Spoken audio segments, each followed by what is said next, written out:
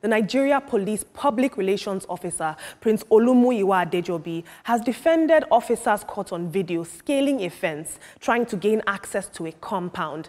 He said that they have the legal right and the legal authority to force entry if they suspect that a crime is being committed.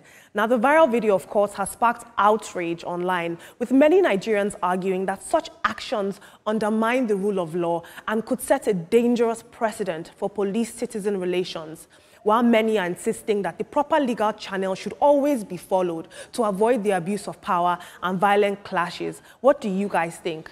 I know that forced entry is what caused the slain EFCC officer in Anambra State. May his soul rest in peace. So I don't think that is great, but we'll take some tweets now. Basquiat says, this could have been anybody. Please, sir, at Prince Moye1, how can we differentiate police from kidnappers like this? I think that is a valid question to keep both citizens and the police safe.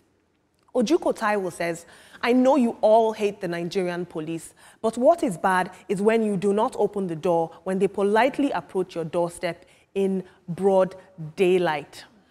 This is quite tricky.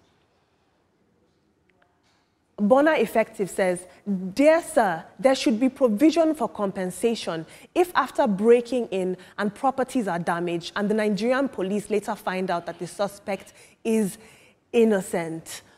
Earlier on in the show, I know that we had an EFCC official here. We spoke about the concept of forced entry and how permissible that is under rule of law. But Ibrahim and Ms. Veronica, I'm curious to hear your thoughts on this. Pointed out, we had a lawyer here earlier on talk about the matter of forced entry. We were speaking with regards to the EFCC official that passed in the course of duty in Anambra State, and he said that it's the law for them to break in forcefully if, after saying we are here from the EFCC and we have a warrant of arrest and all of that, and you do not open the door, that they will come in whichever way they can, and even if it's your neighbor, they will break in through your neighbor's house to get across to the person involved. And so it is backed by law. We also talked about the matter of compensation, and he said that the law does not cover compensation.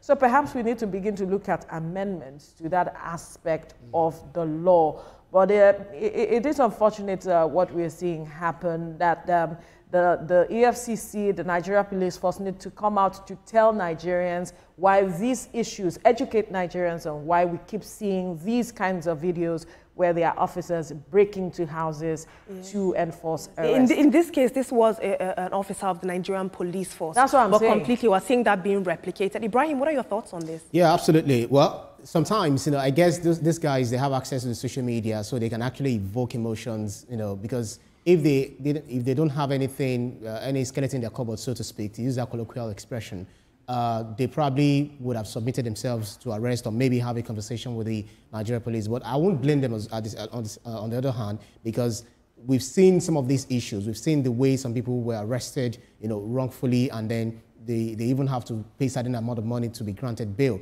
But we also see this happen outside of the country. The SWAT team, for instance, in the US, we see how they break the doors. We see how forcefully they go into people's room to arrest them, especially if they are resisting arrest. But I would advise the Nigerian police that all Nigerian police should be wearing body cameras, especially those that are bearing arms when it comes to, arresting people and all of that. So that's on one side. And the NAPTIP, I would say kudos to them. They've been they've been ensuring that they rescue those who have been trafficked, and people arrest those who are also those who are the traffickers. But we should also do better as parents, as wards, ensure that whoever we are handling, or our wards too, we should make sure they are the right people. Or we should not even be thinking of, yes, this person is going to help my child or anything without having adequate information.